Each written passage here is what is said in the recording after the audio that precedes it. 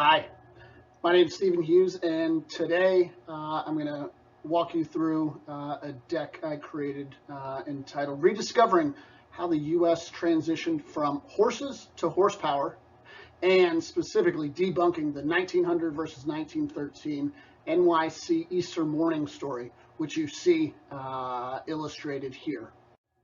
So how specifically did this transition from horses to horsepower, i.e.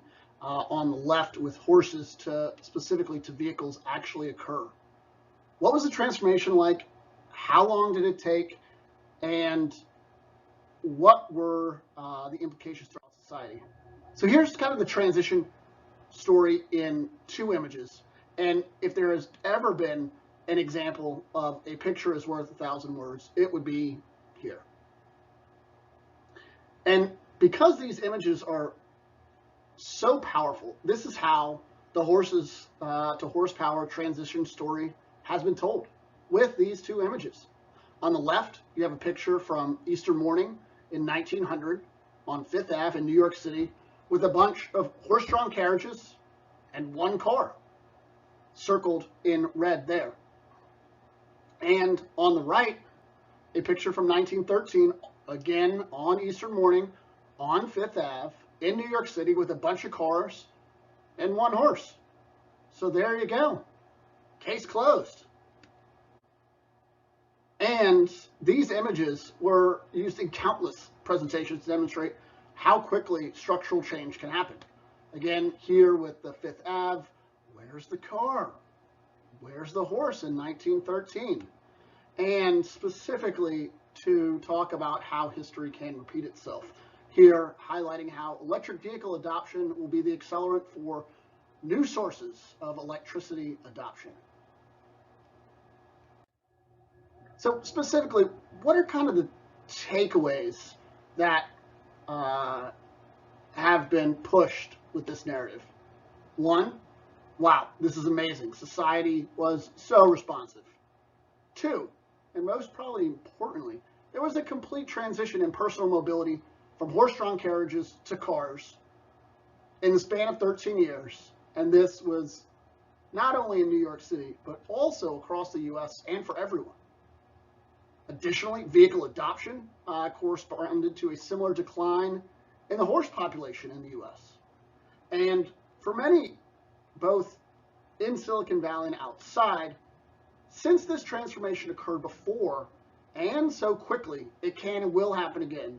So specifically with shared mobility replacing personally owned vehicles, autonomous vehicles replacing human-driven vehicles, and electric vehicles replacing internal combustion engine vehicles. But then I looked deeper at the photos and started to question if structural change really did happen as outlined in these two images. So what you'll see in this presentation is I looked at U.S. vehicle adoption, then at horse population in the U.S., and finally more deeply at the two photos at the center of this story, which you see here. And what really irked me and kind of set me off on this research effort was looking at these photos and the sidewalks. Why is everyone just standing around? Was New York City really so orderly back in the day? So again, I started researching, and here's what I found. So the initial early car ads with an auto show ad on the left from 1901 talking about dispensing with the horse, and then oh yes, the good old Model T that was introduced in 1908. So the theory appears to hold. However, once you dig into actually looking at Model T US sales, although the Model T was introduced in 1908, the moving assembly line wasn't introduced until 1913. And then annual sales didn't approach 500,000, as you can see in this handy dandy chart, until 1916. And they didn't break 1 million until 1920. So if it wasn't Model T, were other vehicles driving this extreme adoption that we saw in 1913?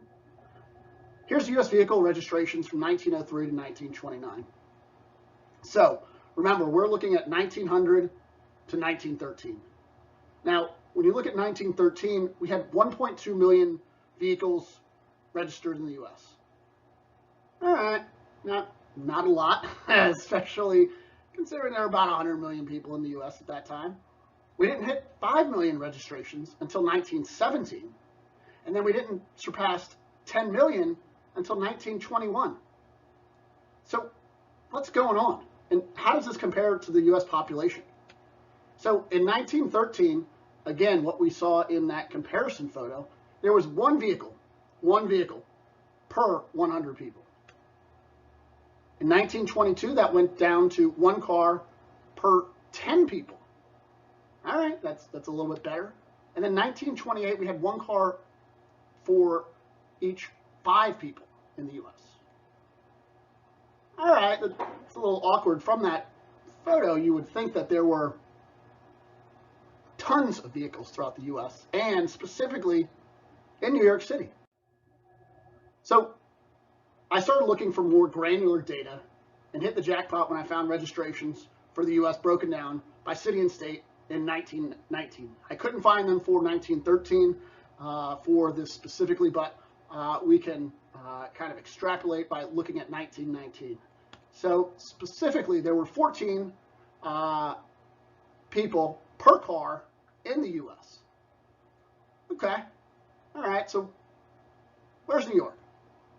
This is in population per car, and here's New York with 566,000 cars and trucks. But 19 population per car, which is below the average of 14 for the U.S.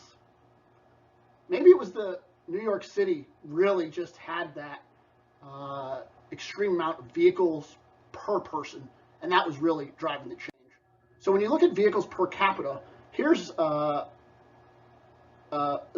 map of the U.S., obviously, and what I did here was look at the top 5 cities per capita.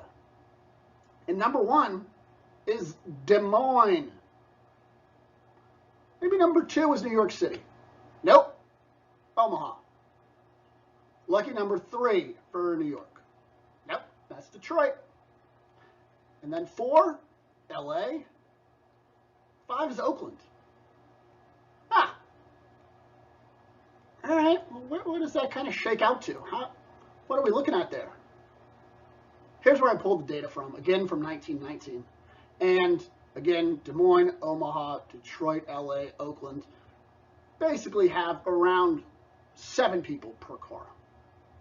Okay, that's pretty strong. Again, where's New York? Oh, that's where it is. Dead last at 43.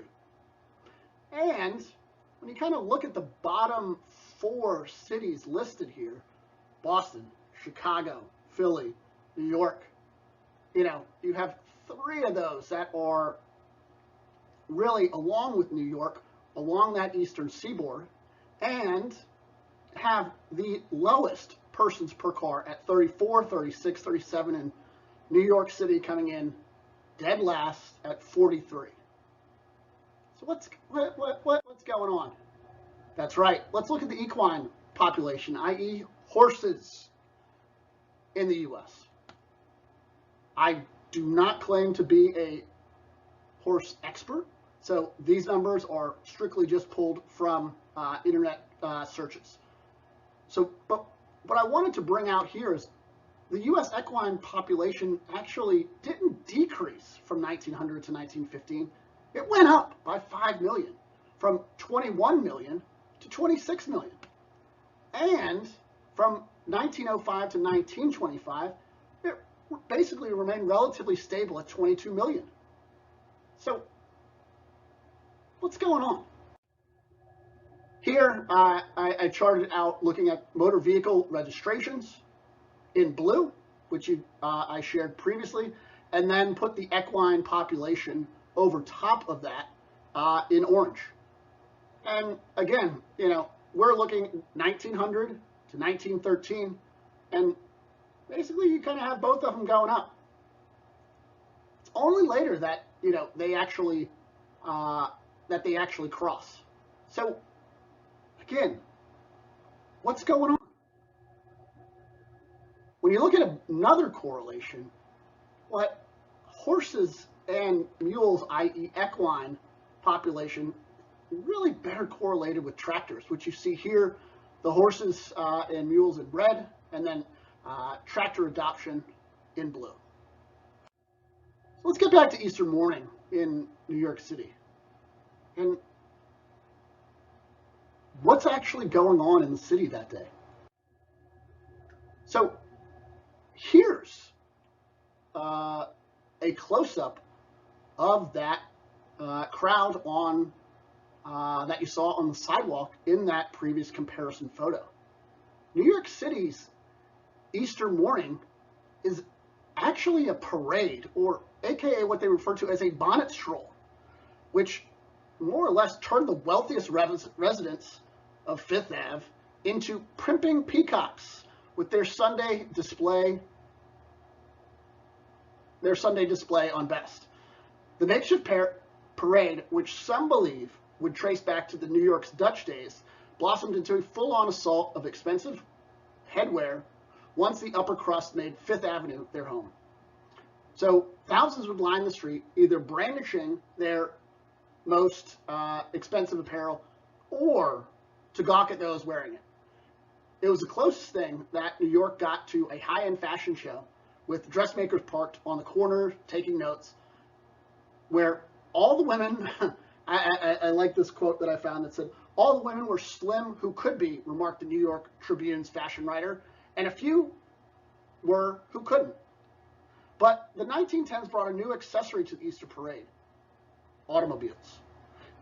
A decade before, there were maybe 1,000 in all of New York City, but by 1913, there were enough to create what we see in this comparison photo.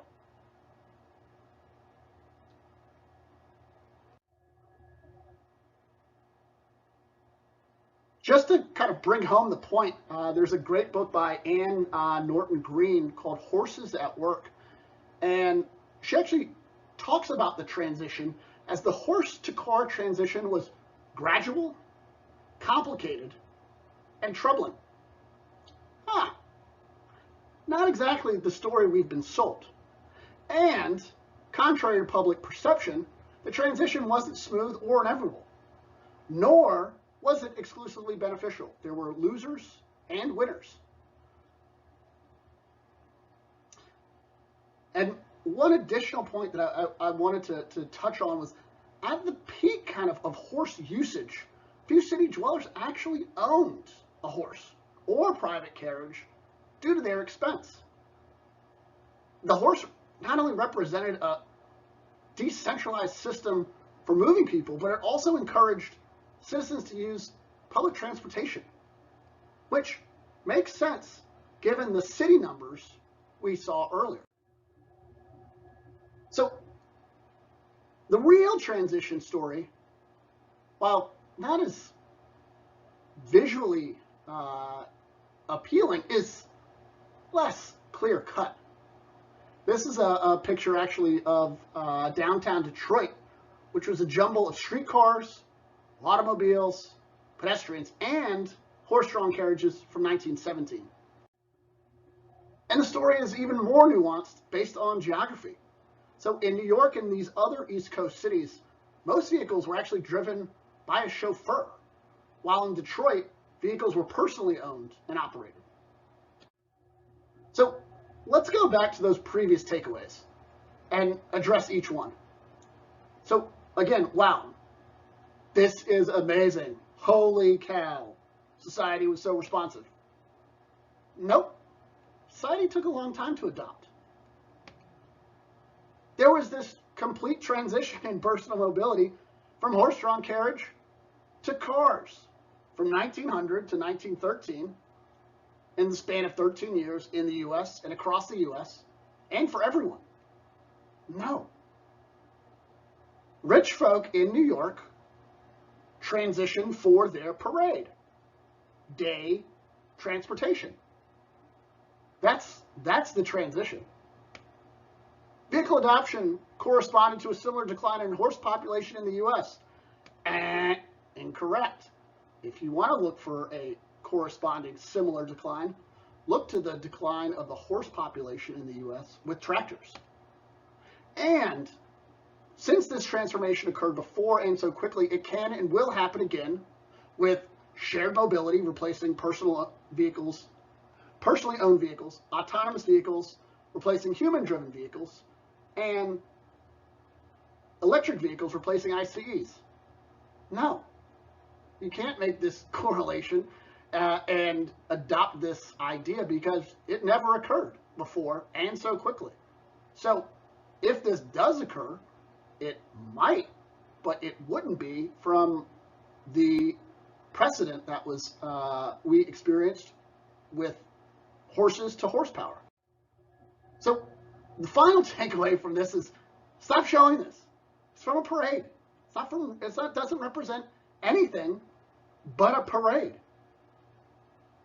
I've seen this probably in at least 20 presentations over the past 6 years that I've been in Silicon Valley, and I kind of just took it as fact. Yeah, this is how it occurred. Why else would I see this constantly? But no, it's not at all.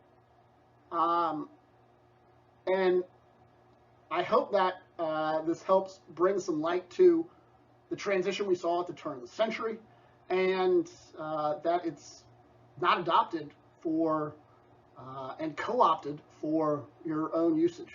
So thank you. If you have questions or comments, please email me at svhughes4@gmail.com, and thank you for your time.